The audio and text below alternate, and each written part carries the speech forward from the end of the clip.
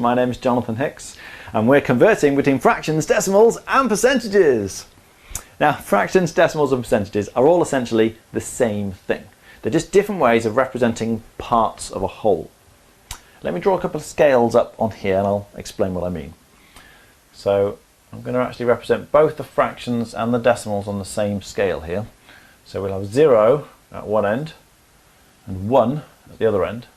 So if you're halfway along this scale, as a fraction, that's a half obviously, and as a decimal that's going to be 0.5. Yeah, those are the two ways of representing the same thing, the same part of the whole. If you had a quarter here, that's going to be 0.25. If you had 3/4 here, that's going to be 0.75. Now I've actually done two separate videos for converting between fractions and decimals. One converting fractions into decimals, another one going the other way around.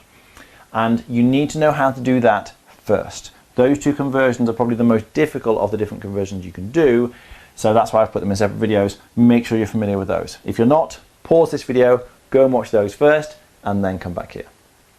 Alright, the main thing I want you to realise here is that this scale goes from 0 to 1. Fractions and decimals both range from 0 to 1. Because percentages are different. If I do the same scale for percentages, you'd have 0% at one end, but at the other end, when you've got a whole one, as a percentage that would be 100%.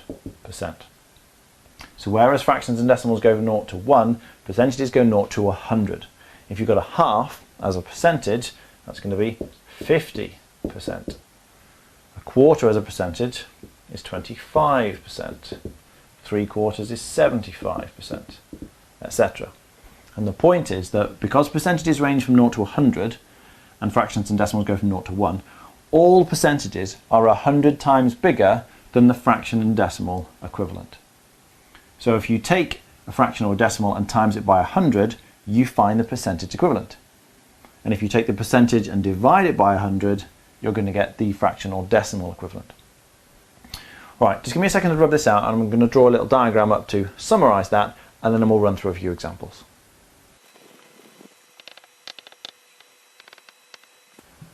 Alright, so we've got fractions and decimals on the one hand over here which range between 0 and 1, and percentages over here that range between 0 and 100% when you've got a whole one. So if you want to convert a fraction or a decimal into a percentage, because it's 100 times bigger, you just times by 100. That's it. So for either of these situations, going to a percentage, you times by 100, because they're 100 times bigger. If you're starting with a percentage and you want to go back to a fraction or a decimal, you do the opposite. You divide by 100. Because these are 100 times smaller, going this way, we're going to divide by 100. And in terms of converting between fractions or decimals and percentages, that's all you really need to know. Fractions or decimals to percentages, we times by 100. Back from percentages to a fraction or decimal, we divide by 100. The rest of it is just arithmetic. It's just multiplying, dividing, working out what you've got. That's the key concept you've got to get straight in your head. If you can remember that, the rest of it should be reasonably straightforward.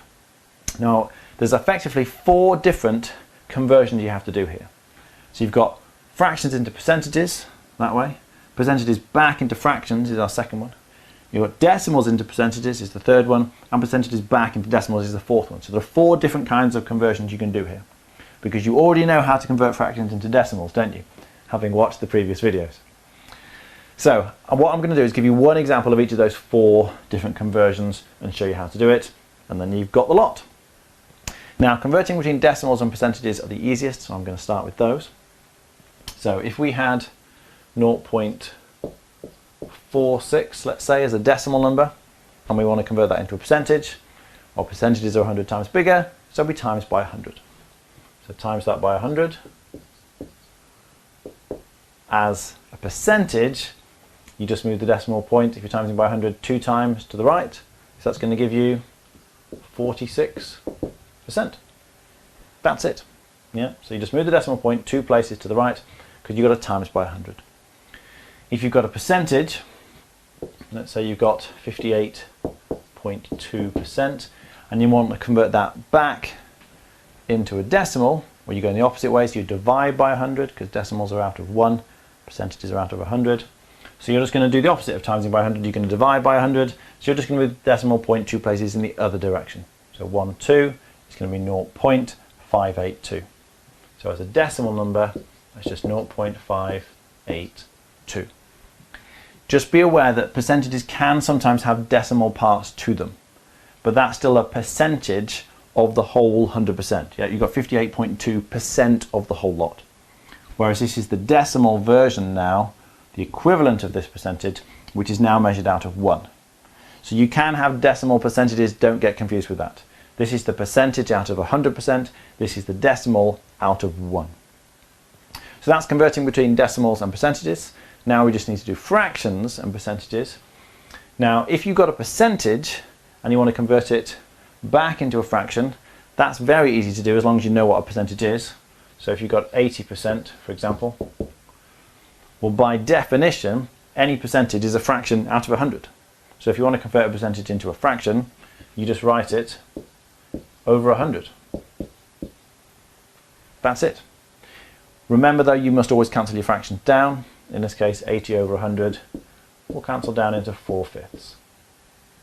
So that's converting percentages into fractions. So the last one we've got to do is converting fractions into percentages. And this is the hard one. And for this reason, what I recommend you do is actually start off by converting the fraction into a decimal and then convert the decimal into a percentage. Because converting a decimal into a percentage is easy, and you should already know how to convert a fraction into a decimal. So I'll do a quick example now.